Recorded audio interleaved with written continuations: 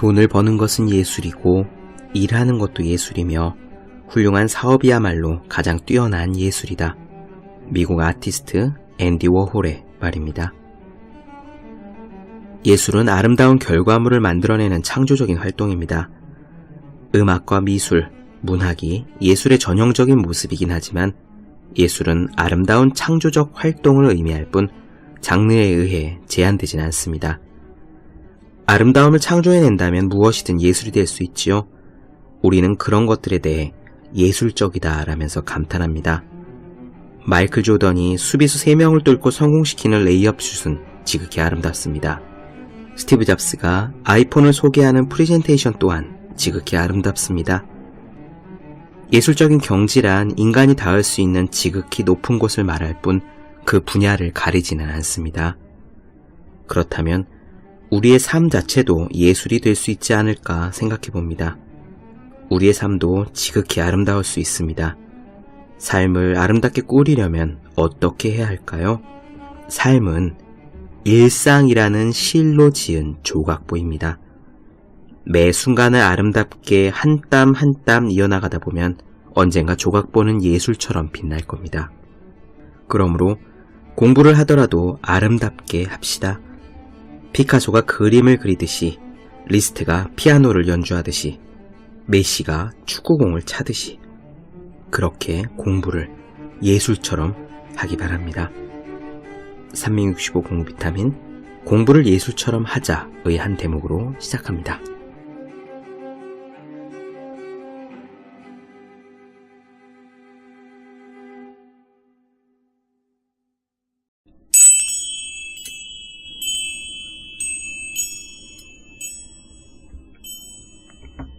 네, 안녕하세요. 본격 공부자극 팟캐스트 서울대는 어떻게 공부하는가 한재우입니다. 오늘은 마지막으로 임경선 작가님의 태도에 관하여 글 중에서 제가 좋아하는 글 두어 조각을 나눠드리는 것으로 그렇게 진행하겠습니다. 오래 끌지 않고 바로 시작할게요. 나를 존중하기.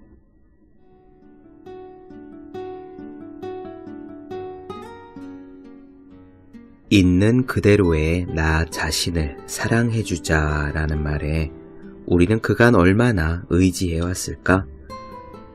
너는 하찮은 사람이 아니야. 넌 사실은 좋은 점을 많이 가진 매력적인 사람이야. 있는 그대로의 자기 자신을 인정하고 사랑해줘야 해. 인생의 어느 시점에선가 이런 말들은 분명히 위로를 해주었을 것이다. 있는 그대로의 나를 사랑하자는 말은 정말로 최선을 다했는데도 일이 잘 풀리지 않을 때 잠시 나를 다독이는 용도로 쓴다면 모를까? 언제부턴가 이 말이 아무것도 하지 않으려는 자기 자신에 대한 변명으로 이용되는 것 같다. 이게 나야 어쩔래? 나는 원래 이런 사람이야. 이렇게 말하며 현실을 외면하는 것이다. 있는 그대로의 나를 사랑한다는 말은 아름답지만 이대로의 내가 좋다고 하면서 더 나은 방향으로 움직일 생각은 없다. 그런데 있는 그대로의 그 모습을 정말 만족하긴 하는 걸까? 있는 그대로의 나라고 하는 것은 실은 있는 그대로의 나를 넘어서려고 노력하는 나라고 이해해야 하지 않을까. 나는 자존감이 없어요 라는 말에 중독되어 있는 사람들을 본다. 그들은 자존감은 타고나는 거라고 생각한다. 부모님의 사랑을 듬뿍 받아 애정 결핍에 시달리지 않고 자신감 넘치는 외모와 재능을 가지고 태어난 사람들만이 참 자존감을 가질 수 있다고 믿는다. 대체 우리 중에 그런 행운을 타고난 사람이 몇이나 될까? 대부분의 사람들은 저마다 겉으로는 보이지 않는 문제를 끌어안고 살아간다. 성장기 시절에 지울 수 없는 상처를 받았다고 해도 어떻게든 상처받은 마음속의 아이를 달래가면서 버텨나간다. 행동함으로써 자존감을 후천적으로 확보해 나가는 것이다. 그것을 인정하지 못하면서 타인의 단단한 모습은 타고난 행운 탓으로 쉽게 정의하려 든다면 그것은 단지 노력하기 버거워하는 나의 모습을 외면하려는 것이 아닐지. 자존감은 나를 사랑하자 같은 1차원적인 자기 암시로 얻어지는 것도 아니고 남들과 비교해서 내가 낫다고 생각할 때 생기는 것도 아니다. 자존감은 나 자신을 아는 것과 긴밀히 연결되어 있다. 나 자신을 보다 객관적으로 바라보면서 좋은 점을 극대화하려는 선한 에너지가 앞으로 걸어간 만큼 나를 존중하도록 만들어준다. 다시 말해, 타고난 것이나 주변 환경과 상관없이 나 자신과의 관계에 있어서 노력을 꾸준히 해나가는 것이 자존감을 만든다는 이야기다. 자존감이 소중한 것은 나의 불완전함을 있는 그대로 받아들이면서도 더 나은 사람이 되려고 애쓸 때 우리는 타인을 있는 그 모습 그대로 사랑하고 상대의 결핍이나 불완전함을 이해할 포용력을 가지기 때문이다. 완벽주의에 묶여 자기 자신에게 가혹한 사람이나 자신의 껍데기 안에서 한 걸음도 밖으로 나가려고 하지 않는 사람들은 타인에 대해서도 역시 가혹하거나 깎아내리려 할 뿐이다. 그런 사람들은 자의식은 강하지만 자존감은 낮아 자신의 문제를 상대에게 투영함으로써 해소한다. 자존감이 낮다면서 자기 연민에 빠져 우울해하는 사람도 있다. 이들은 주변 사람들을 감정 노동으로 휘말리게 하며 길을 빼앗는다. 한편 내가 중요하고 매력적이라고 생각하고 생각의 결이 같다고 느낀 사람이 나를 존중해주면 그것이 얼마나 힘이 되는지 모른다. 나 자신에게 가장 상처가 되는 말을 그 누구보다도 내가 가장 잘 알고 있기에 스스로에게 상처를 입혔지만 내가 좋아하고 존경하는 사람의 말 한마디에 스스로 콤플렉스라고 생각했던 점들이 많이 가벼워질 수 있다. 마음속으로 깊이 믿는 그 한 사람의 격려와 존중과 인정이 있으면은 나를 좋아하지 않는 사람들에게 나를 인정해달라고 억지로 구걸할 필요가 없어진다. 그래서 내가 살면서 진심으로 좋아하고 따르고 싶은 선배나 친구를 만나게 되면 그들을 진심으로 믿고 굳게 닫힌 마음의 문을 열어 좋은 기운과 영향을 받도록 해야 한다. 좋은 사람들을 주변에 두는 것은 그토록 중요한 일이다. 나는 별로 좋아하지도 않은 사람이 막상 또 나를 싫어하는 것은 견디지 못해서 겉으로는 그 사람에게 잘 보이려고 부단히도 애썼던 시절이 있었다. 그 사람이 썩 좋지도 않으면서 그가 내게 부정적인 태도를 보이면 더 강박적으로 불안해했다. 왜 나를 미워하지? 내가 뭘 잘못했지? 어떻게 해야 하지? 이런 불안감과 두려움 때문에 더 잘 보이고 싶어서 나답지 않은 과잉 행동을 하곤 했다. 왜 그렇게 계속 남에게 좋은 사람이 되어야만 했던 걸까? 곰곰이 생각해보니 나는 자존감 부족을, 나의 불안정한 자아를 타인과의 관계, 즉 인정 욕구로 채우려고 했다. 그러려면 나를 미워하는 사람이 단 한 명도 있어서는 안 되었다.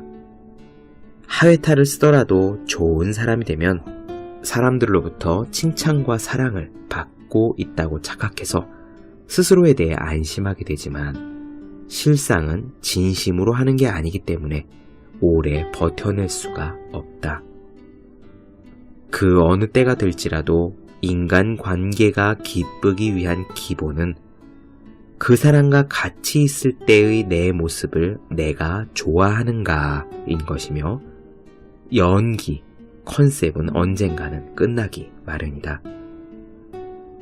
누군가를 좋아한다면 내키는 만큼 감정과 헌신을 보여주어도 좋지만 그럼에도 불구하고 자기 자신을 잃어버리진 않았으면 좋겠다.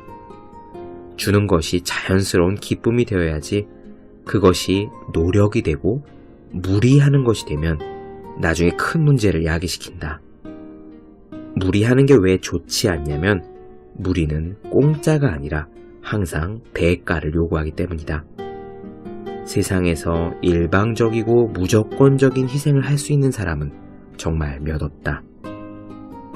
대개 관계에서 무리한 사람은 내가 이렇게 했으니까 언젠가는 내가 바라는 보답이 돌아올 거야 라면서 내심으로라도 대가를 기대하는데 보답이 돌아올 기미가 보이지 않으면 어느 날 그 욕구는 마침내 밖으로 터져나오고 그것을 받아내려고 눈에 쌍심지를 켠다. 상대는 눈을 휘둥그레 뜨고 그저 의아해하며 내 마음을 전혀 이해하지 못하는 그 모습에 망연자실하는 나와의 관계는 어느덧 무겁고 힘들어진다. 무리를 해가면서 좋은 사람이고자 했던 일들은 결과적으로 상대를 불편하게 하고 관계를 망쳐버린다. 착하려는 마음의 뿌리를 따라가다 보면 그것은 상처와 갈등을 회피하는 방어적인 행동으로 설명이 된다. 내 안의 분노를 드러내면 그들의 사랑을 잃을까 두려워서 타인의 시선을 의식하는 것. 쉽게 말하면 눈치 보는 것이 몸에 배인 거다. 그럴수록 상대는 나의 진짜 모습을 파악하기 힘들어진다. 좋은 품성을 가진 사람이라면 누구나 자기 때문에 무리하는 사람보다 자기에게 솔직해질 수 있는 사람을 좋아한다. 조금만 촉이 예민한 사람이라면 무리하는 게 다 보이고 그게 불편해서 먼저 멀어져 가기도 한다. 나 자신을 존중하는 마음이 없다면 상대도 나를 존중할 필요를 느끼지 못하는 것이다.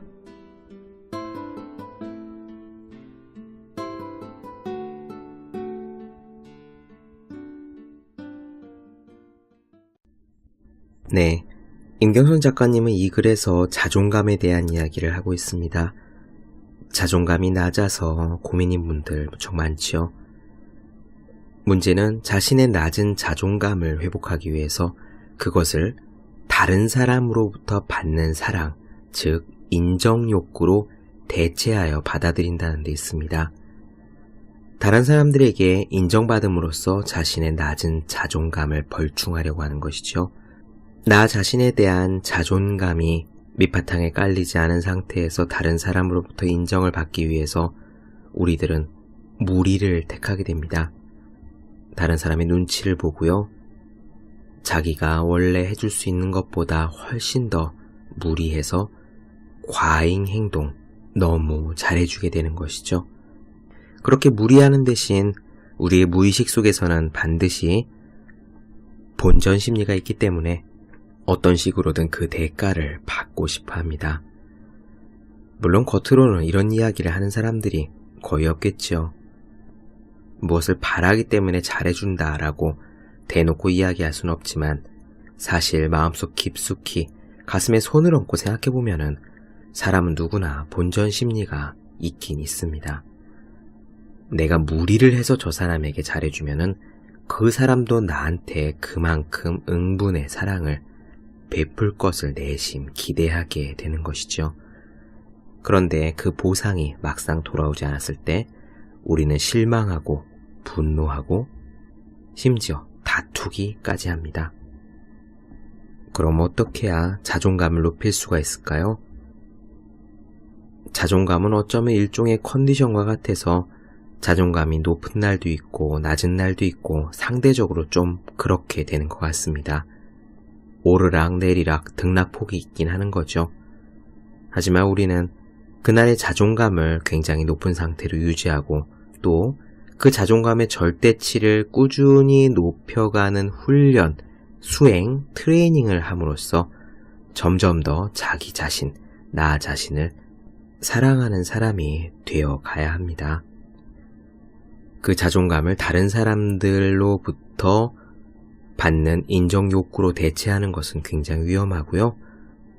조금 더 간단한 방법이 있습니다. 그래서도 이렇게 이야기했죠.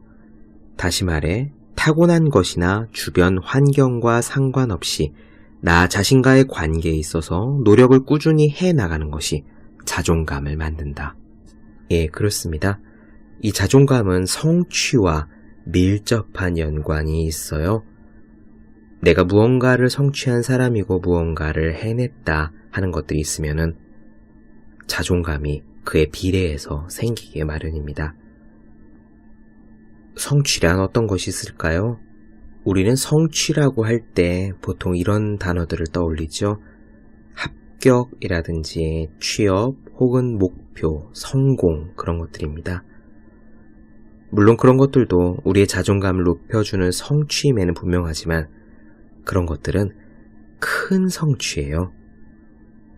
우리가 일상에서 자존감을 높일 수 있는 성취에는 그런 큰 것들만이 있는 것이 아닙니다. 작은 성취도 있습니다.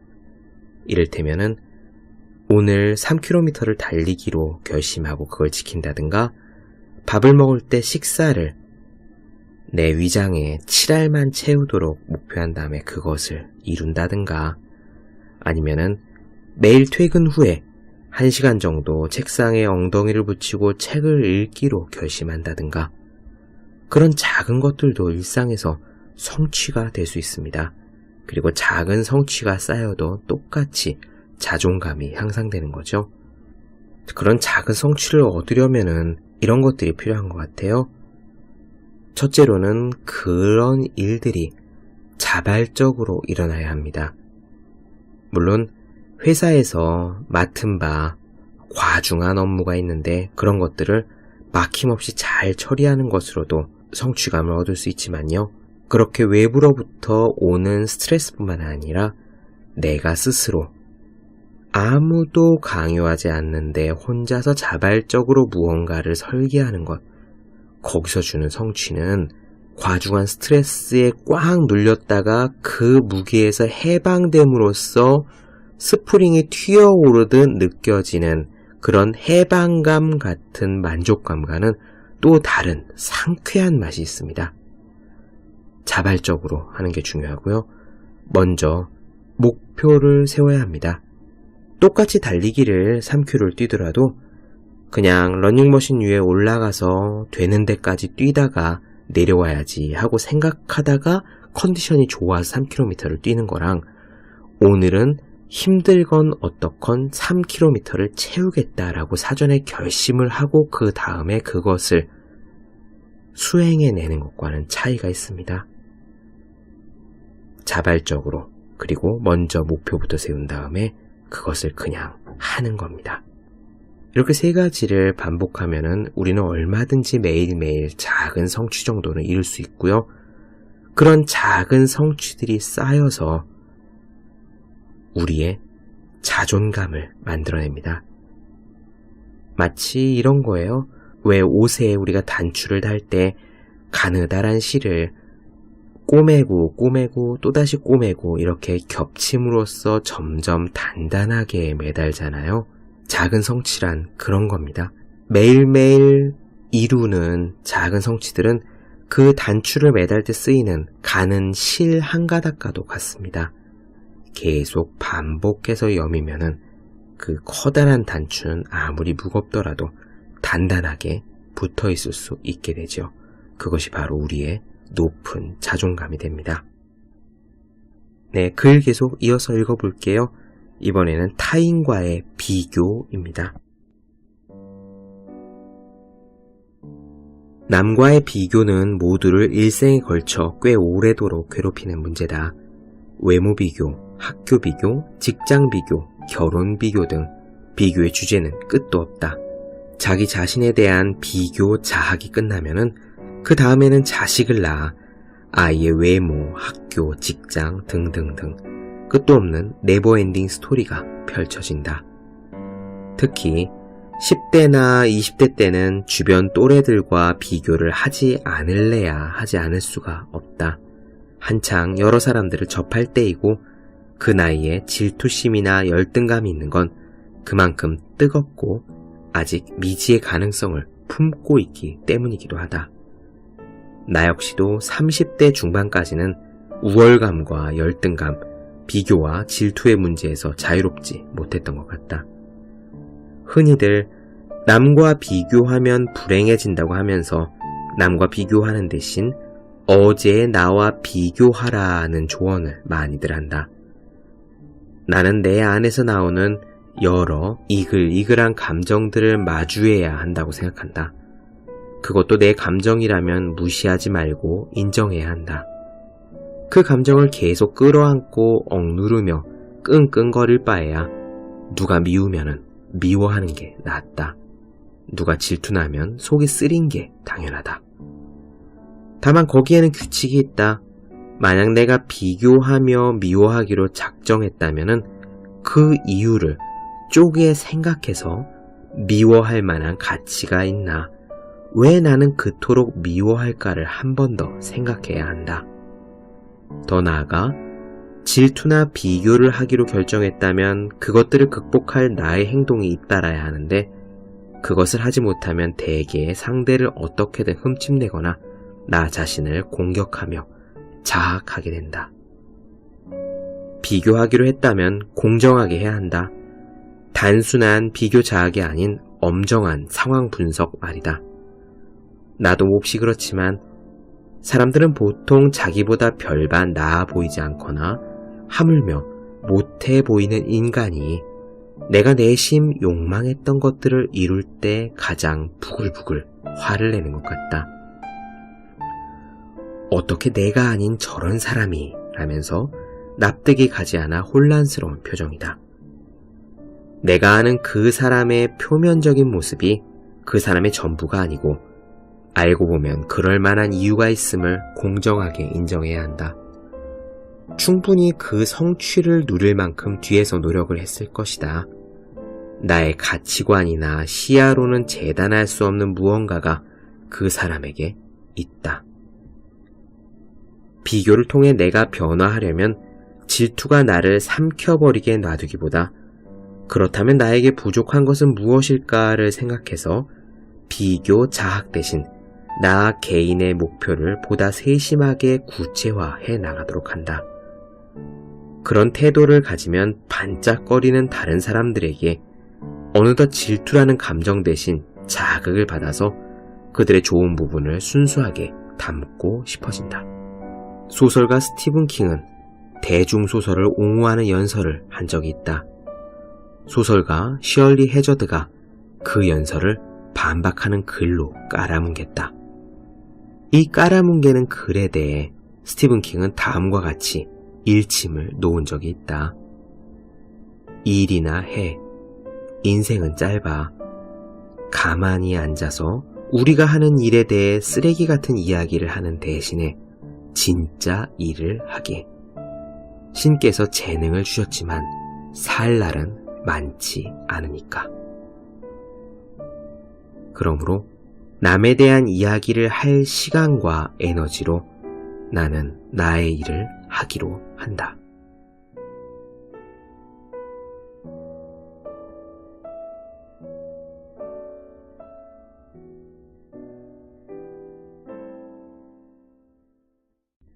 네, 비교에 대한 이야기였습니다. 저는 이 비교하는 얘기를 들으면요, 제 친한 친구 생각이 나요. 대학교 동기입니다.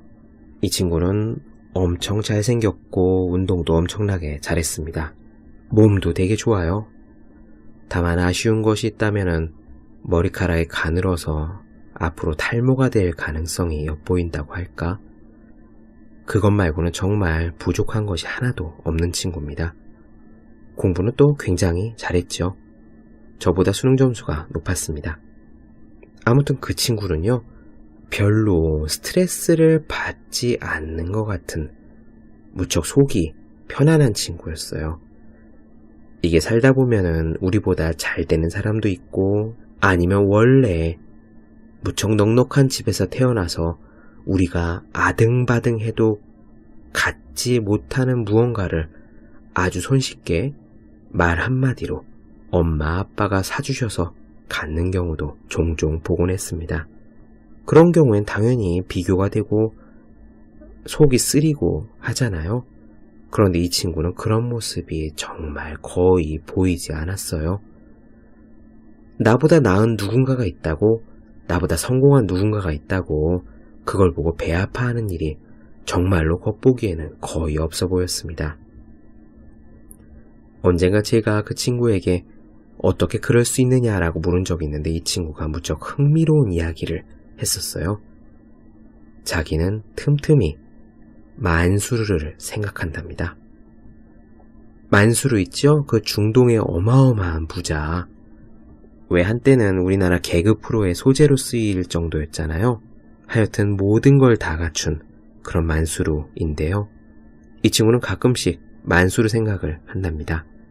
우리보다 성공한 누군가가 있어도, 그리고 우리가 생각하기에 무척 잘 사는 것 같은 우리 주변에 누군가가 있더라도 그 사람 역시 만수르를 보면 이루 말할 수 없는 허탈감과 좌절감과 도저히 닿을 수 없는 어마어마한 부 앞에서 자신의 한계를 여실히 느낄 거잖아요. 우리가 우리 주변에 누구를 부러워하더라도 그 사람도 반드시 부러워할 누군가가 있을 거고, 이 세상에서 아무리 잘났다, 성공했다, 돈이 많다 하는 사람도 만수르 앞에 가면은 그야말로 번데기 앞에서 주름 잡는 격이 되겠죠. 그래서 이 친구는 만수르 생각을 종종 한답니다. 자기가 누구를 부러워해도 그 사람도 또다시 누군가를 부러워할 거고, 그렇게 조금씩 더 많이 가진 사람을 아무리 찾아나가도 그 모든 사람들은 만수르 앞에서 고개를 숙여야 하는 거니까요. 누구를 부러워하는 것이 만수를 떠올리면은 모두가 무의미한 일이다. 그래서 자기는 비교를 하지 않고 더 많이 가진 사람이 있더라도 스트레스를 받지 않는다라는 게 그 친구의 흥미로운 이야기였습니다. 명상에서도요, 이런 이야기가 하나 있어요. 우리가 사람이 비교를 하는 거는 우리의 본능일지도 모릅니다. 자연스럽게 비교를 하게 돼요. 나보다 더 잘난 사람, 나보다 더 성공한 사람, 혹은 나보다 덜 가진 사람. 그렇게 비교를 하고 거기에 기뻐하거나 배 아파하는 것이 인간의 손쉬운 심리이긴 한데, 이 비교라는 거는요, 예를 들면 이런 모습인 겁니다. 우리 목에다가 밧줄을 걸어요. 그리고 그 밧줄을 다른 사람 손에 쥐어주는 거죠. 내 목에 건 밧줄을 하나는 나보다 잘 사는 누군가에게 쥐어주고, 밧줄을 하나 더 걸어서 나보다 성공한 누군가에게 쥐어주고, 또 밧줄을 하나 더 걸어서 나보다 잘 나가는 누군가에게 쥐어주고, 그래서 그들이 자유롭게 그 밧줄을 잡아 흔들어서 내 목이 전후 좌우로 정신없이 죄고 흔들리도록 만들어주는 거다 라고 어느 명상가는 비유한 적이 있습니다. 즉, 비교를 한다는 거는요, 우리의 행복과 우리의 고통을 다른 사람 손에 맡기는 것이나 마찬가지예요. 비교 자체는 자연스러운 심리일지도 모릅니다. 그러나 자연스럽고 자주 나타나는 심리 상태라고 해서 그것이 아무 문제가 없다는 건 아니죠. 어느 정도는 마음 수행 혹은 트레이닝으로서 지나친 고통과 무의미한 행복에 빠지지 않도록 우리 자신을 절제할 수도 있을 것 같습니다. 그게 혹여 틈틈이 만수르를 떠올리는 일일지라도 말이에요. 네, 글 하나 더 읽어보고 이 시간 마무리 짓도록 하겠습니다. 우리는 비교를 하다 못해서 미처 내가 가지 않은 길에 서 있을 상상 속의 나 자신과도 비교하곤 합니다. 안타까운 일이죠. 내가 현재 살고 있지 않은 인생, 이 글로 오늘 시간 마무리하도록 하겠습니다. 선택을 내리는 일에 주저하는 것은 삶에는 통제 가능한 부분과 통제가 불가능한 부분이 있음을 알기 때문인지도 모른다. 최선을 다해도 원하는 것을 이룰 수 없을 때가 있다. 진실은 재능과 능력 있는 사람이 최선을 다해 노력하고 거기에 운이 따라주면 그때 어쩌면 원하는 것을 이루게 된다는 정도이다. 재능이나 운을 논하기 이전에 노력부터 하기가 버거운 것이 평범한 우리들의 모습 아닌가. 운이라는 그 불확실성마저도 우리를 불안하고 시무룩하게 만든다. 그렇다고 인생을 놓아버릴 수는 없다. 내가 할 수 있는 대로 해나가야 무엇이라도 시작할 수 있다. 애초에 완벽한 선택, 완벽한 확신은 존재하지 않았다. 자신이 원하는 충족된 삶을 사는 사람들이 보면 인생의 결정적인 순간에 정답 같은 선택을 한 것처럼 보이지만 그 이면에는 숱하게 실패한 선택들이 공존했을 것이다. 실패를 통해 나에 대해 더 알게 되고 틈을 보완하며 계속 스스로에게 인생 결정권을 부여했을 것이다. 가장 안타까운 것은 실패하고 싶지 않으니까 그 어느 쪽도 선택하지 못하고 그 자리에서 주저앉는 것이다. 2005년에 암 수술을 받고 회사에 휴직계를 내려다가 사표를 썼다. 꼼짝달싹 못하고 집에서 누워있는 일은 너무나도 힘들었고 이럴 바엔 회사에 나가서 살살 일하는 게 정신적으로 편할 것 같았다. 한창 뻗어가야 할 30 중반의 커리어 단절도 너무 섣부른 선택이 아니었을까 후회한 적도 있었다. 12년간 하루의 대부분을 회사에서 보냈던 일 중독자의 습성이 몸과 정신에 각인되어 있으니 자꾸 회사 쪽으로 안테나가 뻗쳐나가는 것은 자연스러운 일이었다. 누워있을 때 팽팽 돌아가던 정신과는 달리 현실 속의 내 몸은 집 밖에 나가면 아파트 단지를 겨우 일주하는 것만으로도 벅찼다. 현실의 한계를 받아들이고 그렇다면 내가 무엇을 할 수 있을지를 생각했다. 일하는 시간을 조절할 수 있고 자본도 필요 없고 집에서 할 수 있는 일은 글쓰기가 유일했다.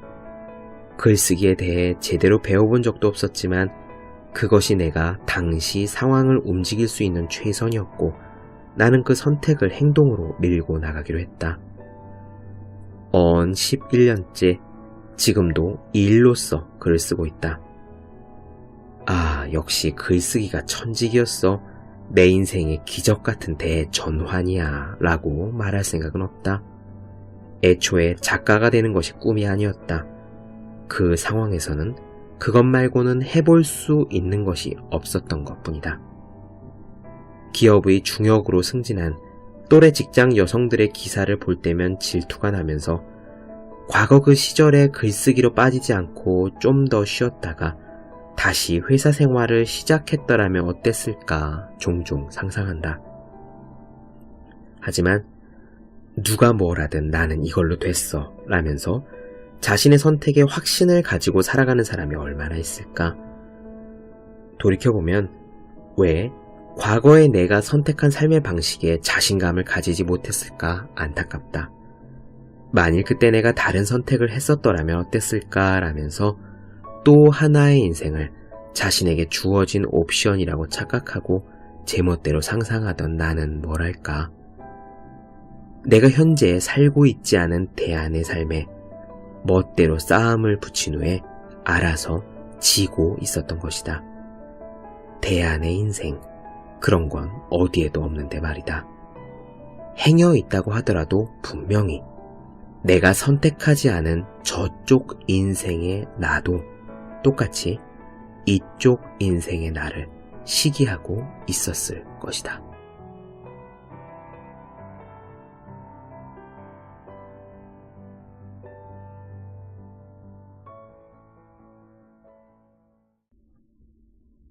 네, 본격 공부자극 팟캐스트 서울대는 어떻게 공부하는가? 오늘은 임경선 작가님의 태도에 관하여를 나눠드렸습니다. 더 많은 이야기가 궁금하신 분들, 질문사항 있으신 분들은 제 네이버 블로그 허생의 즐거운 편지 혹은 다음 카카오 브런치 한재우의 브런치를 찾아주시면 되겠습니다. 그리고 매일매일 공부하시는 여러분들, 여러분 주변에 매일매일 공부하시는 그분들을 위해서 하루 한 페이지씩 읽고 공부하기 전에 마음을 다잡는 책 365 공부 비타민을 선물해 주시면 좋을 것 같습니다. 오늘은 여기까지 할게요. 저는 다음 시간에 뵙겠습니다. 여러분 모두 열심히 공부하십시오. 저도 열심히 하겠습니다.